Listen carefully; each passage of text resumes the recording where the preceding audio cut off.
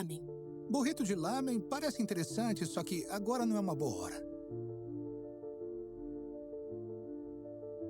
Francis, eu tenho que ir. Me encontre na fonte da Tompkins Square Park. Espera, Marshall!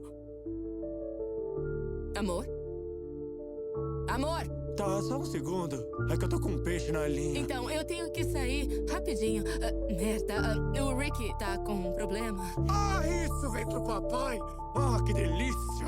Mas sério que você tem que ir agora? Eu sei, é uma droga. O Rick ligou e ele precisa de tá, alguém. beleza, legal. Aí, amor, compra um queijinho, a gente precisa de queijo. Desculpa, a gente precisa de queijo? Que tipo de queijo? Ah, o tipo que é bom. Aquele lá da vaca.